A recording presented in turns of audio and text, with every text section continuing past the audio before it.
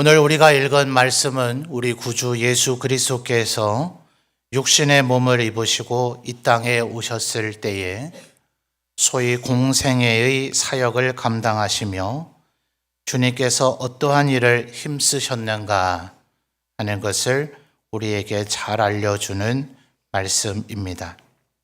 35절을 보시면 예수님께서 행하셨던 세 가지 사역에 대해서 이야기를 하고 있는데요. 아마 이 본문은 제가 이미 여러 차례 우리 성도님들에게 설교를 한 바가 있기 때문에 우리 성도님들이 이미 정리되시고 외우시는 분들도 계시지 않을까 생각이 되어집니다. 35절을 다시 한번 읽어보면서 한번 정리를 해볼까요? 자, 먼저 읽겠습니다. 시작.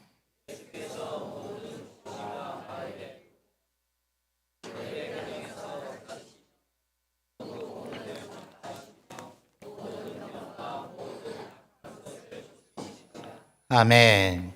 자, 기록의 순서대로 한번 찾아볼까요? 첫째 뭡니까? 가르치셨다 하는 것이죠. 두 번째는요, 전파하셨다 하는 것이고, 세 번째는 무엇입니까? 고치셨다 하는 것입니다. 그런데 문제는 이것을 만약 하지 않는다면 36절에서 표현하는 것처럼 목자 없는 양과 같이 그 대상들이 불쌍한 지경에 이르게 된다 하는 것입니다.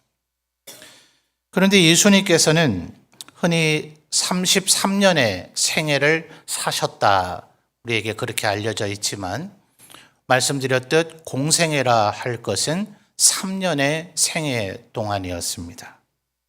그 후에는 주님께서는 하늘로 승천하셔서 하나님 보좌 우편에 계시니 이 36절의 이 사역은 주님께서 언제나 감당하신다라고 보기보다는 우리들에게 맡긴 사역이라고 보아야 될 것입니다. 그래서 주님께서 37절과 38절을 보면 지금은 마치 추수할 때와 같으니 일꾼을 아버지 하나님께 청해서 보내달라고 하라라고 이야기를 하고 있습니다. 제가 농사를 거의 해보질 않은 사람이라서 농사를 짓는 우리 성도님들께 주워 들은 이야기이긴 합니다만, 씨를 뿌리는 것도 그 시기를 잘 맞추지를 못하면 농사가 망치거나 아마 많은 소출을 거두지 못하는 그런 어려움이 있다 합니다. 그러나 아무래도 씨를 뿌리는 시기보다는 이 거두는 시기에 집중해서 그 일을 해내지 못한다면 1년 농사 정말 고생하고서 속절없이 그 열매들이 상하고 썩어져 가는 것을 그저 지켜만 보게 될 겁니다. 그래서 37절과 38절 관련해서 신학자들의 작은 토론이 있는데, 어떤 이는 마침 공교롭게도 주님께서 이 말씀을 하실 때가 추수할 때인지라, 자, 들판을 봐라, 저 추수하는데 얼마나 일손이 부족하냐 하면서 설명하신 말씀이라고 보는 이가 있는가 하면, 어떤 이들은 요한복음 4장을 보면 예수님께서 사마리아 수가성의 여인과 대화를 하시면서 제자들에게 그런 말씀을 끝자락에 하시죠. 너희는 4개월이 지나야 추수할 때가 될 것이라고 이야기하지만 눈을 들어서 들판을 봐라, 사마리아인들을 염두에 두시면서 휘어져서 추수할 때가 되었지 않느냐라고 얘기하는 것을 볼 때 이 37절과 38절도 실제 추수할 때가 되었다기보다는 추수의 시기가 얼마나 긴박하게 최선을 다해 충성된 일꾼들이 필요한가를 이야기하는 것이다 라고 평가하곤 합니다. 잠언에서도 말하기를 충성스러운 사자는 추수할 때의 얼음 냉수와 같다 라고 이야기하지 않습니까? 그러니 이런 추수 시기에는 이런 사역을 위해서 집중하고 최선을 다하는 그런 일꾼들이 많이 필요한 거죠. 어쩌면 초대교회는 바로 이 예수님의 이 사역의 원리, 그리고 이 말씀을 따라서 그들의 사역을 감당했다고 볼 수가 있을 겁니다. 그 근거가 골로새서 1장 28절을 보면 드러나죠. 한번 같이 찾아볼까요? 골로새서 1장 28절 말씀입니다. 신약성경 325페이지. 자, 앞에 스크린에 이미 나오네요. 우리 성도님들 한번 읽어주실까요? 시작.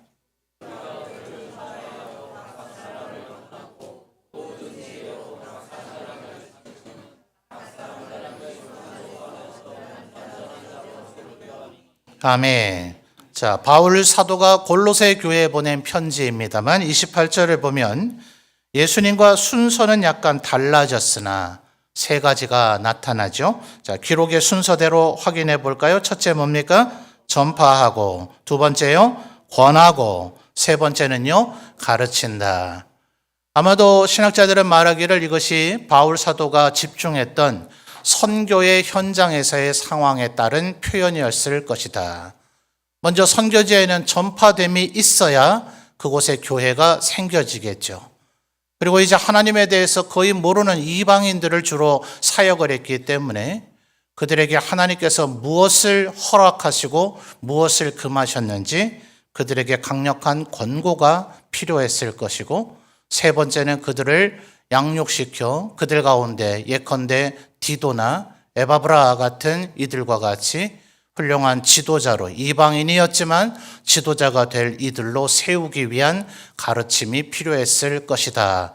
이래서 예수님과의 순서의 변화가 생겼다, 이렇게 봅니다.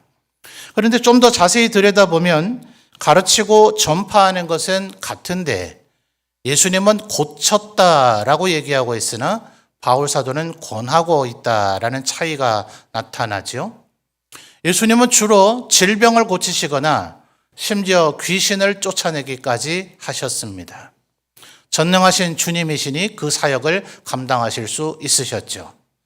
그리고 주님의 뒤를 따르는 사도들이나 제자들 가운데 일부, 하나님께서 그러한 권능과 은사를 주신 이들은 주님처럼 그렇게 할 수 있기는 했습니다.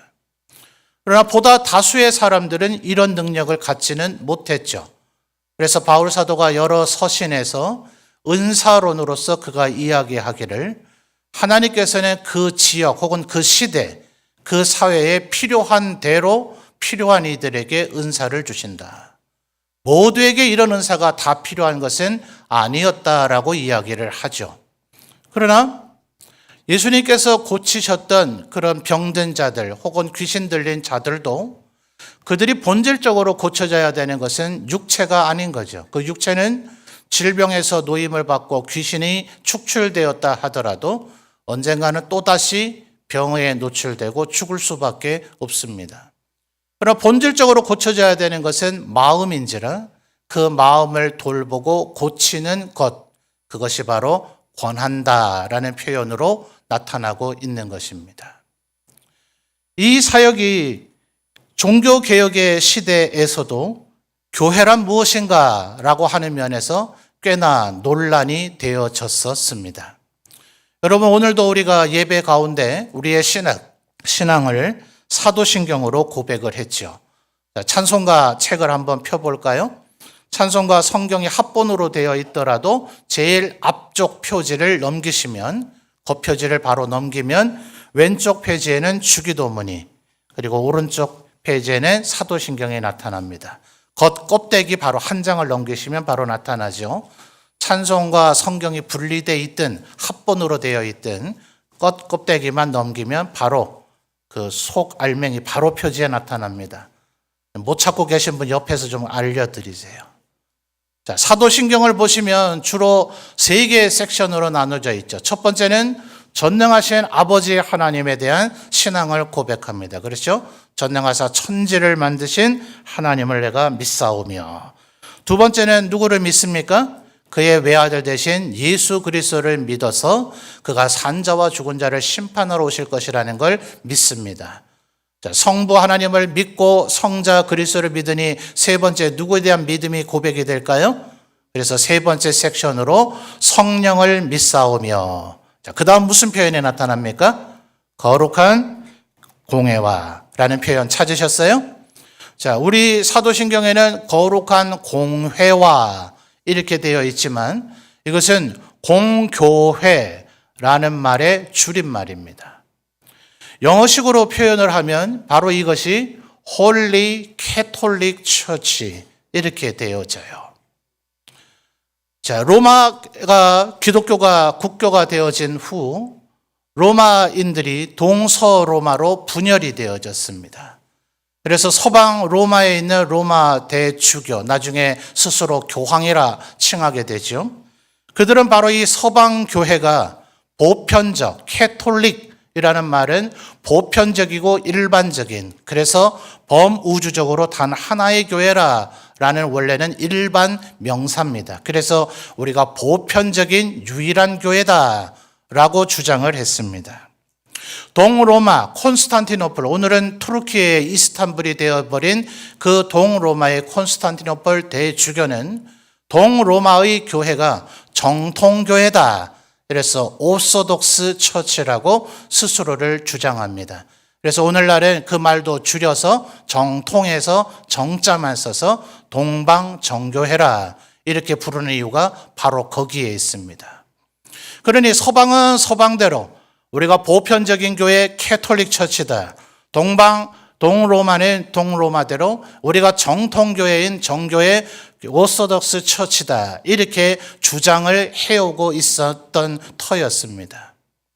그런데 이제 루터와 칼빈이 종교 개혁을 하니 이들은 로마 캐톨릭 하에서 이제 종교 개혁이 일어나게 되니 이 로마 캐톨릭의 신학자들이 루터와 칼빈을 비롯한 종교 개혁자들을 이렇게 비난했습니다.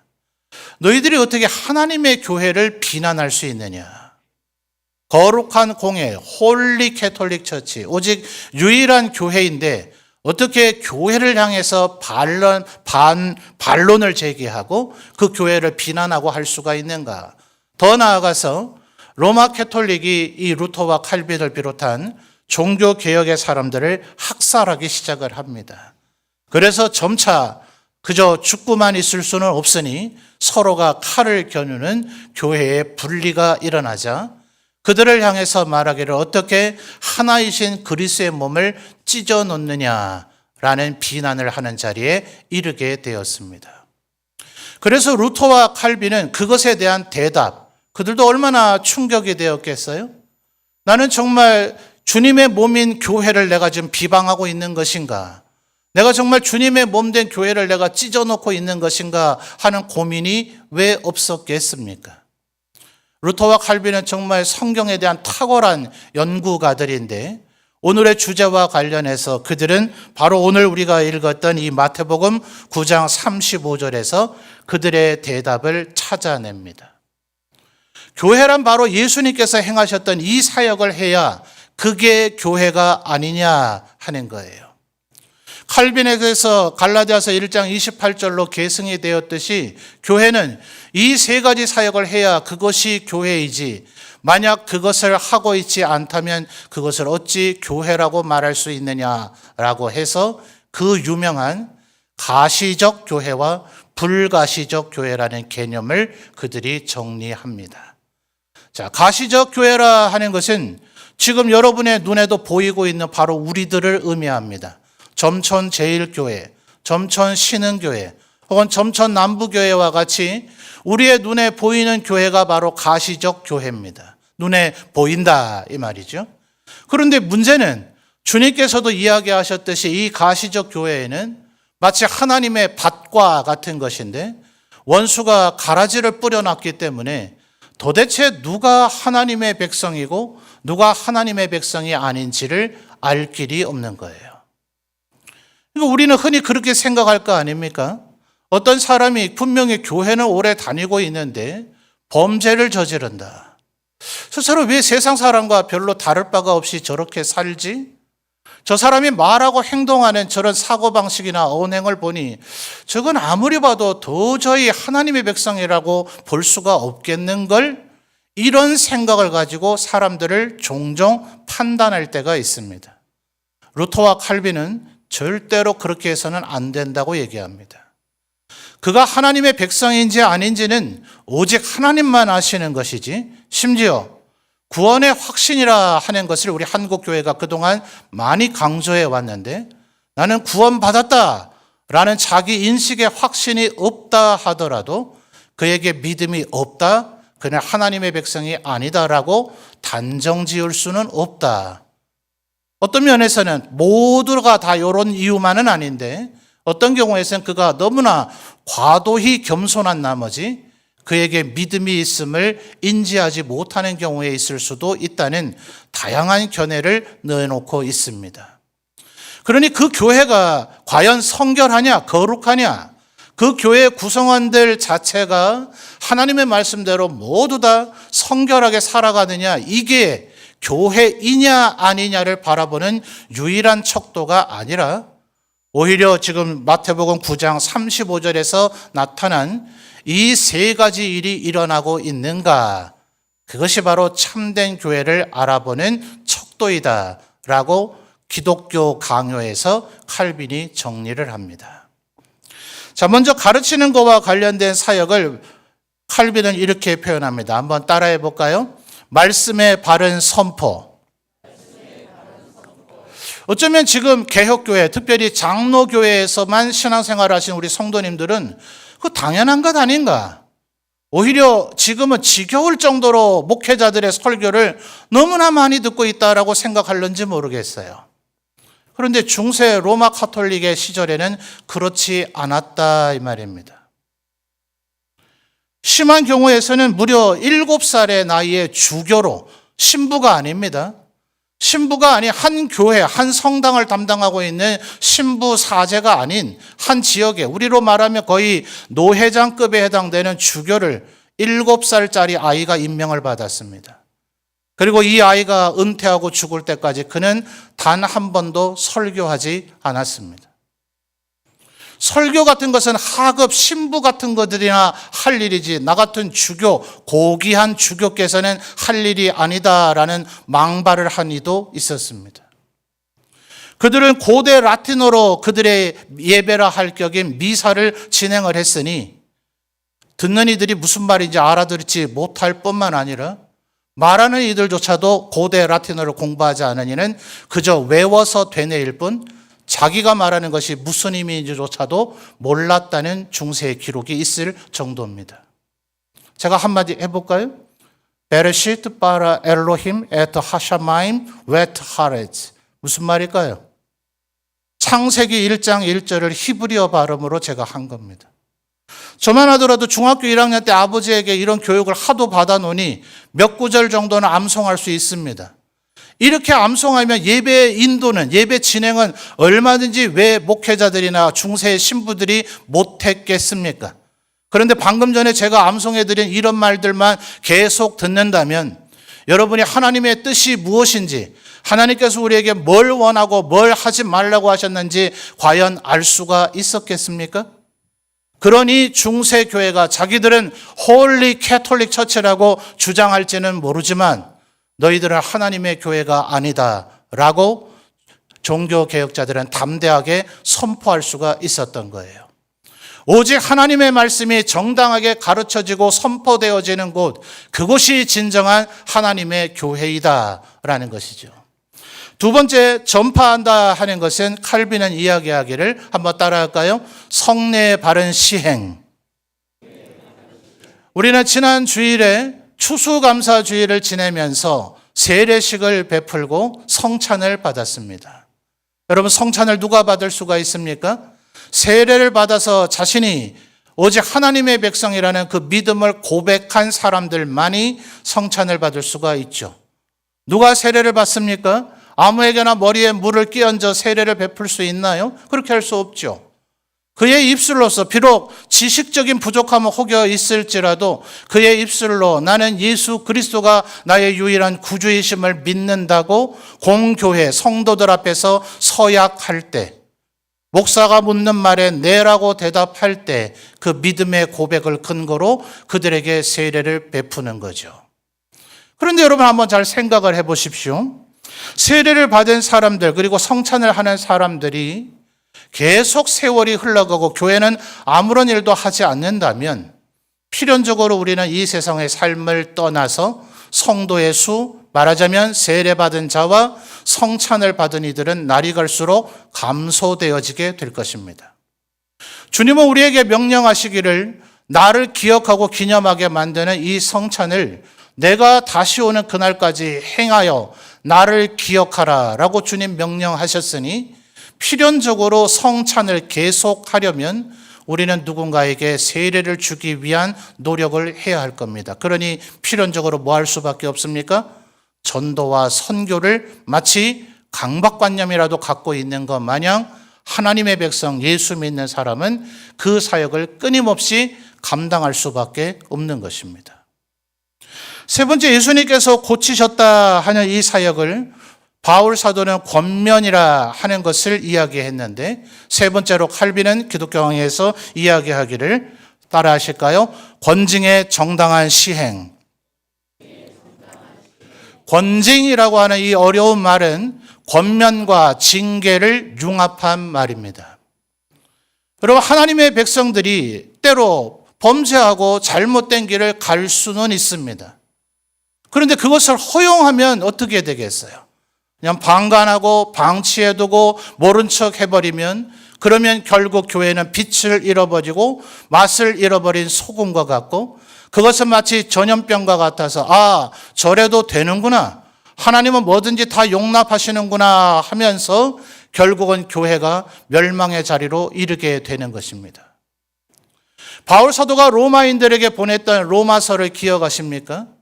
로마서에서 바울 사도는 로마에 있는 이방인 그리스도인들에게 이렇게 이야기합니다. 너희는 하나님께서 유대인들에게 가나안 땅을 주시기 위해서 가나안 7 족속을 아끼지 않았다는 것을 기억해야 한다. 아브라함을 부르셔서 이미 그에게 가나안 땅을 주시겠다 하셔놓고서는 이삭과 야곱, 그리고 그 다음 때인 요셉을 애굽으로 먼저 보내서 총리를 삼으시면서 아브라함 때에 이미 얘기하셨죠. 네 후손들은 400년 동안 이방에서 객이 것이고 그 뒤에 돌아와 이 땅을 차지하게 될 것이다 하셨는데, 이 예언의 축복은 동시에 가나안 7 족속에게 400년의 기회를 준 것입니다. 하나님 말씀하시기를 그들의 죄악에 관영하고 도무지 회개하지를 않으니 여리고 성의 예를 들어서 보여주는 것처럼 그 백성을 완전히 진멸해버리는, 마치 소돔 고모라와 노아의 홍수의 심판과 같은 주님 다시 오시는 그날, 산자와 죽은 자를 심판하러 오실 주님이 그날이 되면 어떠한 심판을 행하실 것인지를 여리고성을 샘플로 보여주셨던 셈입니다. 그 은혜를 입어서 가나안 땅을 차지했던 이스라엘 백성들도 하나님의 말씀을 끊임없이 불순종하니 끝내는 북이스라엘은 아수르에, 남유다는 바벨론에 멸망하지 않았습니까? 그래서 그 뒤에 예수 그리스도가 오셨을 그때 이제는 바울과 같은 이를 이방인의 사도로 삼으셔서 로마인들에게도 복음을 전했으니, 바울 사도가 로마인들에게 뭐라 얘기합니까? 가나안 7 족속을 아끼지 않으셨던 것, 너희에게 복음을 전하게 하시고자 유대인조차 아끼지 않으셨던 것, 그러니 너희도 하나님께서 너희를 아끼지 않을 때가 올 수도 있다는 것을 기억하고 경각심을 가져라 라고 로마인들에게 이야기했던 것 아닙니까? 그러니 여러분, 우리가 꼭 기억해야 되는 것은 주님께서 우리에게 무한한 자비와 긍휼, 은혜와 사랑의 마음을 갖고 계시지만 예수 그리스도까지 보내어 주셔서 날 대신하여 죽게 하심으로 나에게 새로운 생명, 거듭남을 허락해 주셨다면, 내가 예수님의 죽음의 대가로서 새 생명을 얻었다는 것을 믿는 자라면 우리는 얼마나 말씀대로 살아가기를 힘써야 될 것입니까? 그런데도 육신이 연약한지라 필연적으로 휘청거리고 주저앉고 쓰러지는 이들이 있을 때에 주님은 뭐라 하셨어요? 그것을 모른 채 하거나 그냥 방치해두면 안 된다. 누군가 범죄하고 쓰러졌다는 사실을 알게 되면 그 사람을 혼자 은밀히 가서 그를 권면하라. 그런데도 그가 만약 듣지 않거든 2-3 사람과 함께 가서 이 2-3 사람은 후에 3번째 단계까지도 나아가게 되면 증인의 역할을 해야 되기 때문에 2-3 사람이 가서 권면하라. 그래도 끝내 회개하지 않고 말을 듣지 않거든 교회가 그를 심판하고 재판할 것이고 그 최종의 단계는 교회 밖으로 추방하는 출교요 제명입니다. 이렇게 되어지는 권징을 반드시 시행해야 된다 하는 것은 그래야 교회가 성결과 거룩함을 유지하기 때문에 그렇습니다. 그래서 루터와 칼빈은 로마 캐톨릭 신학자들에게 대답하기를 너희들의 참된 교회가 아니고, 동시에 칼빈은 우리에게 이렇게 가르쳐 줍니다. 우리가 개혁교회에 또 혹은 장로교회에 속해 있다고 해서 우리 모두가 당연히 하나님의 말씀인 건, 하나님의 백성인 건 아닙니다. 우리 점천제일교회도 예외 없이 하나님의 말씀이 바르게 선포가 되어지고 성례가 정당하게 시행이 되어지고 권징의 엄격함이 우리에게, 물론 관용의 마음이 있어야 되지만 권징의 엄격함이 우리 가운데 살아있을 때 이를 하나님의 몸이요 하나님의 교회라고 할 수 있다 하는 것입니다. 그러니 우리가 주님께서 이 일을 이토록 행하셨고 바울 사도가 그 일을 그토록 감당했기 때문에 오늘 우리도 루터와 칼빈의 가르침을 따라 이 사역을 끊임없이 잘 감당해야 되는 것이죠. 그러하기에 우리 교회의 목표가 뭡니까? 여러분 본당의 오른쪽 편에 보면 현수막이 있죠. 찬양대는 주보를 보시면 될 것 같아요. 주보 앞페이지를 보면 우리 교회는 어떤 교회가 되기를 꿈꾸고 있습니까? 전도하며 제자 되는 교회인데, 제자는 구체적으로 어떤 제자여야 합니까? 말씀 읽는 제자, 기도하는 제자, 세 번째 뭐예요? 사역하는 자여야 비로소 제자가 될 수 있다 하는 거예요. 이게 바로 우리가 그리스도의 몸, 바로 교회라는 증거이고 상징이요 표징이다 하는 거예요. 요한계시록에 보면 하나님의 백성과 그렇지 않은 마귀의 백성들이 분류가 되어지는데, 하나님의 백성은 이마에 그리스도의 이름으로 인침을 받은 자들이며 세상의 지옥 마귀의 백성들은 짐승의 표를 이마에 받았다는 것인데, 이것은 이마에 무슨 문신 새기듯이 그렇게 새겨져 있다는 의미가 아닙니다. 바로 지금 이 교회의 표지 세 가지, 말씀의 정당한 선포, 성례의 바른 시행, 그리고 권징의 정당한 시행이 이루어지는 그 교회로서 살아가는가, 그 사역, 주님께서 그것을 이루시기 위해서 가르치고 전파하고 고치시거나 혹은 권하셨던 이 사역을 그 스스로도 감당하는가, 그가 바로 하나님의 이름에 인침을 받은 하나님의 백성이다 하는 거예요. 여러분, 제가 날이 갈수록 좀 살이 찌니 우리 성도님들이 목사님 건강 좀 위험한 거 아닌가 염려를 좀 하시는 것 같아서 제가 요즘 그래도 한번 운동을 좀 해보려고 축구하는 모임에 일주일에 한두 번 시간 되는 대로 참여를 해봅니다. 여러분, 축구를 하려고 할 때 한번 생각을 해보세요. 내 몸이 공의 이동 방향에 따라서 최선을 다해 달려가야 될 거 아닙니까? 그런데 이 몸무게가 많은지라 발목하고 무릎이 조금만 뛰다 보면 점점 아파져요. 왼쪽 종아리가 이제 화가 나겠죠. 살을 빼고 뛰든지. 그러니까 이제 거역하려고 하는 마음은 아닌 거예요. 근데 멈춰버립니다. 나는 더 이상 네가 뛰는 일에 협력하지 않겠다. 나는 가만 멈춰 있을 거야. 나는 도무지 고통스럽고 힘들어서 못하겠어 라고 한다면, 왼쪽 무릎 이하의 왼쪽 발이 만약 온몸이 뛰고자 하는 동작을 취하고 있는데 그 부위만 멈춰 서버린다면 어떤 일이 벌어질까요? 아니, 앞으로 꼬꾸라져서 얼굴을 갈아버릴지 모릅니다. 그러니까 여러분, 우리가 하나님의 백성이 된 우리가 나 하나님이 안 할 거야 뭐 이런 사람이야 누가 있겠습니까? 그러나 생각해야 되는 것은 진정한 교회란 무엇인가? 누가 진정한 교회의 일원인가? 누가 그리스도의 몸인가 하는 것은 예수님께서 이토록 37절 38절에 뭐라고 얘기했다고요?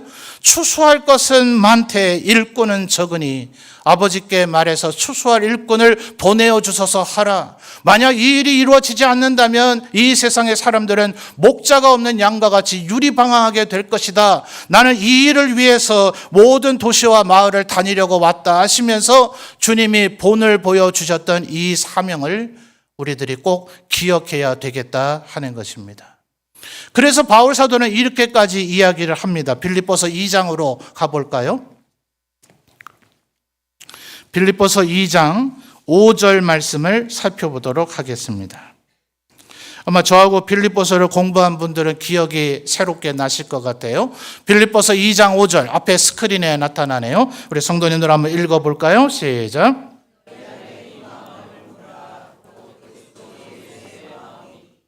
아멘. 노년에 지금 나이가 많아지신 바울 사도는 빌립보인들을 비롯한 하나님의 백성들에게 언제나 권면하고자 하는 것이 바로 이것이었습니다. 너희가 바로 그리스도 예수의 마음을 품어야 된다. 그 마음을 가져야 된다 하는 것인데 그 마음이 구체적으로 무엇인지를 8절과 12절을 보시면 복종이라고 하는 두 단어로 대조해서 바울 사도는 이야기합니다. 자, 같은 빌립보서입니다. 2장 8절 앞에 스크린에 나온 거죠. 자, 2장 8절 한번 읽어 주실까요? 시작.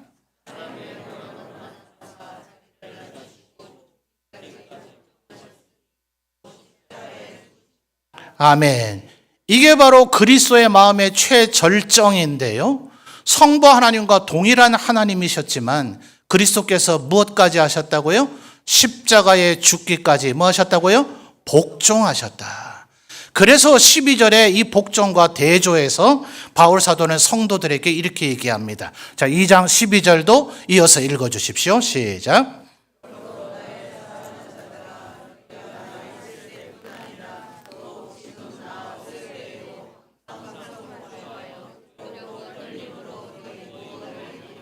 아멘. 자, 하반절에 뭐라고요? 항상 복종하여. 그 앞에 심지어 뭐라고 얘기합니까? 내가 있을 때만 그렇게 하는 것이 아니라 내가 없을 때에도. 아마 어린 자녀들 그렇지 않겠어요? 부모님이 옆에 계셔야 빨리 일어나라, 학교 늦는다. 빨리 밥 먹어라, 그래야 학교 늦지 않을 거 아니냐. 숙제해라, 깨끗이 씻어라, 그래야 병들지 않지. 이런 얘기 부모님이 있으면 계속 이런 잔소리를 듣게 될 거예요. 그런데 이제 어른이 되고 성인이 돼서 부모 곁을 떠나면 알아서 이것을 다 해야 되지 않아요? 지금 바울 사도는 그 얘기를 하는 겁니다. 누가 당신에게 권면하지 않더라도 하나님 앞에 마치 그리스도처럼 항상 복종하는 자가 되어야 된다. 이것이 5절에서 내가 너에게 얘기한 그리스도 예수의 마음을 품는 것인데 누구 위해서요? 가르치고 전파하고 고치거나 혹은 권하는 것이 다른 이들을 위해서 하는 것인가? 아니요. 바울 사도는 그게 아니라고 12절 하반절에서 얘기하는데 두렵고 떨림으로 항상 너희의 무엇을 이루라고요? 구원을 이루는 것이다. 이것이 바로 너 자신의 구원을 이루는 것이 될 것이다. 뭡니까 이게? 아니 믿음으로 구원을 받는다면서요. 이제는 두렵고 떨림으로 구원을 이루라고요? 아니요. 예수님께서 나를 대신하여 십자가에 달려 죽으셨다는 걸 정말 믿는 사람은 그리스도의 몸의 일원으로서 나의 머리이신 그리스도의 뜻을 준행하고자 하는 열정이 그에게서 끊임없이 생겨나게 되어져 있다고 지금 이야기하고 있는 겁니다. 때로는 지칠 수 있겠죠. 때로는 그래서 잠시 쉬어갈 수도 있겠죠. 우리 김도환 장로님이 작곡하셨던 본향을 향하네 하는 찬양처럼 이 세상 지나는 순례자, 이 세상의 길이 너무나 참혹하고 어두워서 하룻밤 나그네 길에 그 숙소에서 하룻밤 지낼 수는 있겠죠. 그러나 그 다음 날이 되면 또다시 본향을 향해 걸어가는 것이 바로 그리스도인들의 삶이 아니냐고 이야기를 하고 있어요. 지금까지 했던 사역을 그대로 해야 될 필요는 없을 겁니다. 그러나 내가 그리스도의 몸의 일원이라면, 내가 그리스도의 보혈의 은혜로 구원받은 사람이라면, 주님께서 가르치고 전파하고 고치는 이 사역에 이토록 집중하시고 목숨을 걸었다는 것을 믿고 아는 사람이라면, 그래서 바울 사도는 심지어 이렇게까지 얘기하지 않아요? 내가 그리스도의 남은 고난을 내 육체에 채운다고 말이에요. 예수님이 십자가에서 덜 고난받았다는 얘기가 아닙니다. 예수님의 구원을 완성시켜야 된다는 얘기가 아니에요. 주님이 나를 위해서 무슨 일을 하셨는가를 바울 사도는 너무나 잘 알고 있기 때문에 나도 이제는 주님처럼 그렇게 살아가련다라는 것을 그렇게 표현하고 있는 겁니다. 그러니 여러분, 교회의 사역은 누구를 위해서 하는 게 아니라 바로 나 자신을 위해서 하는 것이고 날 대신하여 죽으시고 나를 구원하신 구주를 위해서 하는 것입니다. 바로 이것이 우리가 하나님 앞에 영광 돌리는 길이며 하나님의 은혜와 축복을 누리는 길이다 하는 것을 기억하셔서 올해에도 사역에 많이 동참하시는 우리 성도들이 되시기를 바랍니다. 사역 지원서를 받으니 제가 부임 초에 어느 장로님들께서는 당회가 임명하면 당연히 하나님의 백성은 순종해야 되는 것인데 목사님 지원서는 왜 받습니까? 이런 얘기를 하셨던 장로님이 계세요. 맞습니다.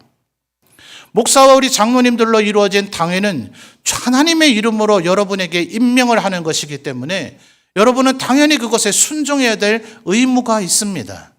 그러나 바울 사도는 끊임없이 말씀 속에서 우리에게 무엇을 권면합니까? 하나님의 거룩하고 위대한 일을 하더라도 절대로 억지로 하지는 마라. 여러분이 하나님 앞에 명령에 순종해야 되는 것은 당연한 우리의 의무이겠지만 하나님, 내가 주님의 이 크나큰 사랑을 받았으니 부족하고 연약하지만 내가 이 사역으로, 이 사명으로 하나님 앞에 영광 돌리기를 원합니다 하는 의사를 여러분의 자원하는 심령으로 표현하여서 하나님의 일을 감당할 때에 하나님 앞에 더 큰 은혜와 축복을 받을 것이라고 믿고 있기 때문에 그렇습니다. 겸손하고 감사한 마음으로 하나님 앞에 의사를 표현하여서 주님 다시 오시는 그날까지 이 사명을 잘 감당하시는 우리 모든 성도들이 되시기를 바랍니다. 여러분, 하나님의 일을 하다 보면 서로 의견이 안 맞을 때도 있지 않아요? 그러다 보면 지치기도 하고 싸우기도 하고 마음이 상하기도 하니 이제는 좀 쉬고 싶다 하는 마음이 생길 수도 있을 것입니다. 여러분, 갈라디아서 2장을 보게 되면 바울 사도와 베드로 그리고 야고보 같은 이런 굴지의 지도자들의 갈등의 모습이 묘사가 됩니다. 여러분, 이방인에게 복음을 전해야 됩니까? 말아야 됩니까? 당연히 전해야 되죠. 바울 사도는 이 사명이 아주 투철해 있습니다. 그런데 웬일인지 예수님의 육신의 형제였던 야고보와 야고보를 따르는 예루살렘의 성도들은 이 일에 대해서 아직도 너무나 소극적입니다. 아니요, 소극적인 정도가 아니라 그 일을 행하는 사람들을 비난하기까지 합니다. 그러니 베드로와 바나바 같은 이들은 그들의 눈치를 보면서 왔다 갔다 하는 경향을 보이게 됩니다. 누가 옳은 겁니까? 어떤 한 사람은 정죄해야 됩니까? 그러나 초대교회 지도자들은 그렇게 하지 않았습니다. 분명히 바울은 자신의 의견을 말하며 베드로를 책망했다라고 얘기하기도 하지만 그들은 친교의 악수를 나눴다고 또한 갈라디아서 2장은 이야기하고 있습니다. 여러분, 베드로와 요한이 성전 미문에 앉아 계속해서 일어나지 못했던 자를 고쳐줬을 때 대제사장의 무리들은 부활하신 예수님의 이름을 이야기하지 말라고 그들을 협박하고 그 말을 듣지 않자 베드로와 요한을 죽이려고까지 합니다. 그때 가말리엘이라고 하는 아주 합리적인 이 랍비, 대랍비가 이야기를 하지 않아요? 이런 일에 우리가 신중을 기해야 된다. 마치 예수를 추종하는 이 무리들처럼 갈릴리의 드다, 유다라고 하는 사람을 추종했던 무리들이 있었지 않느냐? 그런데 그들의 지도자가 죽고 사라지자 그 추종하던 무리들이 다 흩어져 버렸다. 이들도 우리가 신중하게 지켜봐야 될 일이다. 만약 이것이 하나님으로부터 시작된 일이면 우리가 막을 수도 없고 하나님을 거역하는 자가 될 것이지만 하나님으로부터 시작된 일이 아니라면 시간이 좀 흐르고 나면 이들 또한 흩어지고 사라져버리게 될 것이다. 이 얼마나 신중한 태도입니까? 어쩌면 바로 이런 가말리엘의 태도가 바울 사도가 빌립보서 4장 5절에서 얘기하는 너희 관용을 모든 사람에게 알게 하라 주께서 가까우시니라 하는 그 말씀 속에 관용의 자세라고 할 수가 있어요. 나하고 생각이 똑같은 사람이 어디 있겠습니까? 만약에 모든 남자들이 저와 생각이 똑같다면 얼마나 끔찍한 일이 벌어지겠어요. 전부 다 조성경의 사랑을 얻으려고 줄 서 있을 거 아닙니까? 서로의 생각이 다르기 때문에 우리는 공존하고 서로를 관용하며 살아갈 수가 있는 거예요. 여러분, 교회 일을 함에 있어서도 서로의 생각이 다르더라도 서로의 의견이 다르더라도 함께 그리스도의 몸의 일원이 됐다는 것을 기억하며 때로 지치고 힘든 순간이 있더라도 이것이 바로 나의 구원을 이루는 길임을 기억하고 주님 만나는 그날 주님 뭐라고 얘기하셨습니까? 내가 도적같이 올 것이고 마치 여인이 해산하는 날처럼 그 마지막 타이밍을 알지 못할 것이니 내가 올 그때에 깨어있는 자가 복이 있을 것이다. 그때 내가 맡겨준 그 직무를 따라서 음식을 다른 이들에게 나눠주는 자가 복이 있을 것이다. 그때 자신의 등대에 기름이 떨어지지 않은 여인들이 복이 있을 것이다. 주님이 언제 오셔서 우리의 장부를 보자고 하실지 모릅니다. 그러니 때로 쉬어갈 수는 있겠으나, 때로는 이 일이 너무 힘들다면 다른 일을 해볼 수는 있겠으나, 그리스도의 몸인 우리라면, 하나님의 백성이 맞다면, 가시적 교회만이 아닌 불가시적 교회라서 영원한 하나님의 나라의 백성이 맞다면, 주님께서 힘쓰시고자 했던 가르치고 전파하고 권하는 이 일, 나도 조금이라도 이 사역에 동참하리라 하는 자세가 있어야 할 것입니다. 하나님 앞에 여러분의 그리스도의 몸됨을 드러내고 표현하고 고백하시는 모든 성도들이 되시기를 주님의 이름으로 축원합니다.